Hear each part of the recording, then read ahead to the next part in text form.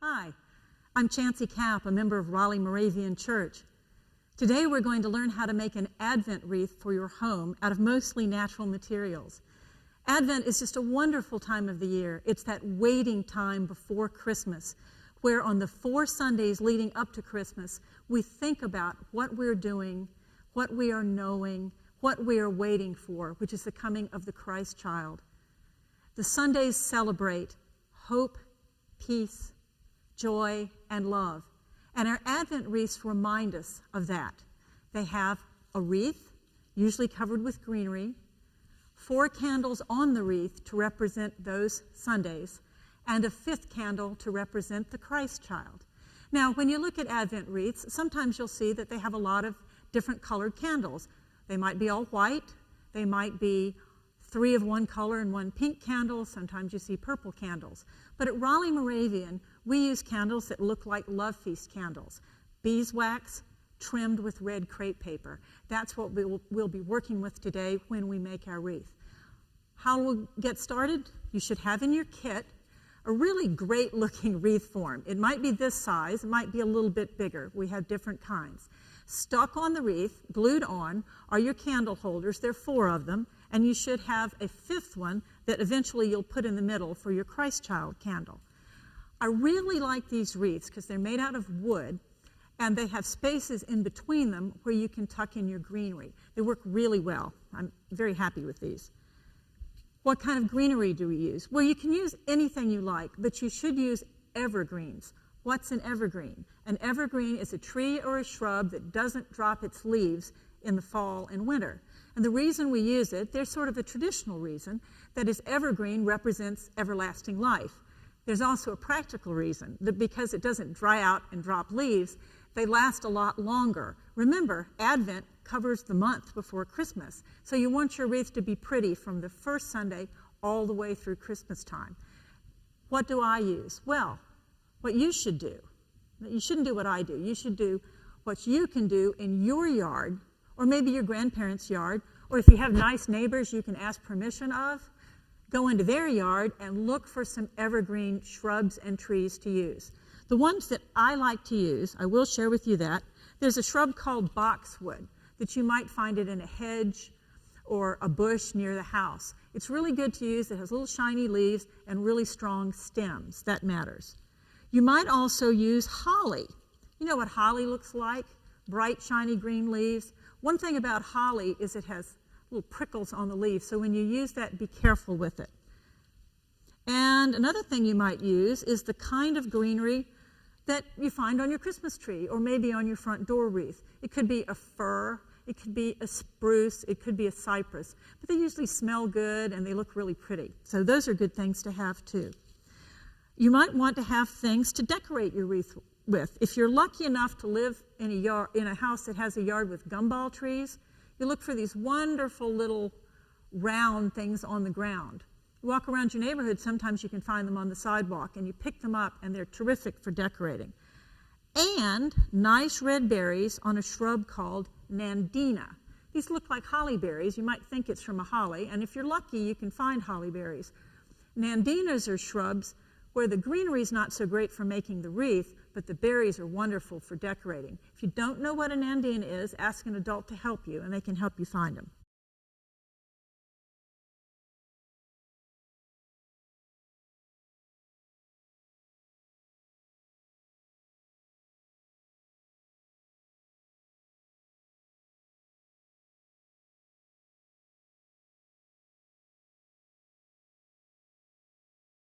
All right, now you've gone around the yard, you've cut your greenery, got some good snippers to do that with, and you've come in with your supplies and you're ready with your wreath form. What happens next? You need to cover it. And the way you do that, let's pick up a stem of, let's say, the boxwood. Ooh, this is a big one. Well, that's too big to put on the wreath. What you want to do is cut it to maybe 6 inches, maybe 4 inches. Use your little snippers. Make sure you have enough of a stem, right here, enough of a strong stem. Start close to one of the candle holders and just tuck that right into the wreath. Now this one's a little bit too long. I need to do that again. That happens. Not everything is right the first time. So let's cut that a little bit shorter. Find a nice open space on the wreath, and you can just tuck it right in there. You get the idea? Now let's switch to the holly. This looks like a good stem of holly. It should be a little bit shorter. So I'm going to cut this leaf off, make it a little bit shorter. Yeah, I'm making a mess, aren't I? That's okay. It cleans up. That's no problem. So you take your holly and you tuck that in under another place on your wreath form. See, it goes in just like that. It should slide in very easily. Now let's try a piece of the Christmas tree kind of greenery. All of this really is from our backyard. And we don't have a big backyard. If you have a big backyard, you probably have lots more things than we do to do this. So you can have a lot more fun gathering it up. There's a piece that looks like part of your Christmas tree. And you can just slide that in.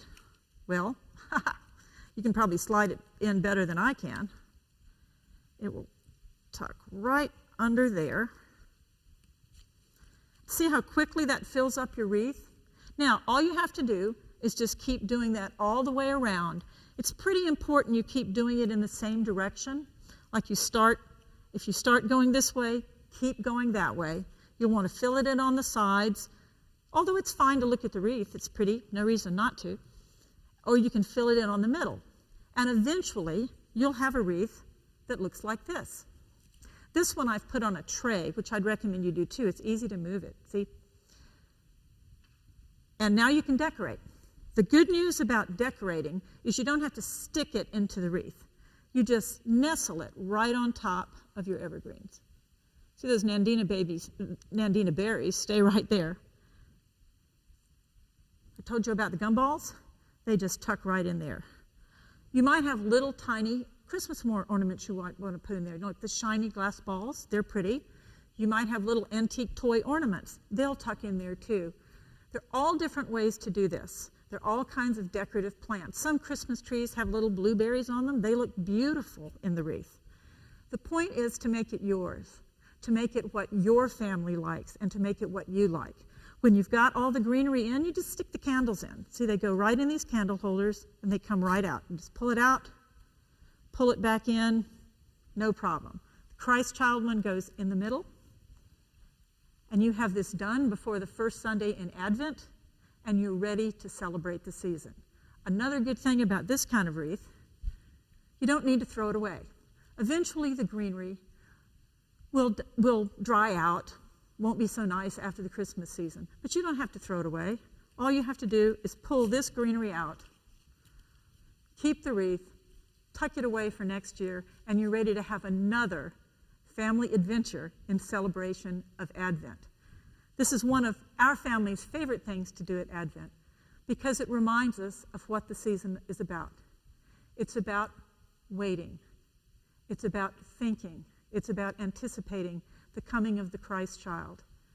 And every Sunday in Advent, as we light one candle at a time, we think about what it means to have hope, peace, joy, and love, and finally, to welcome the Christ child.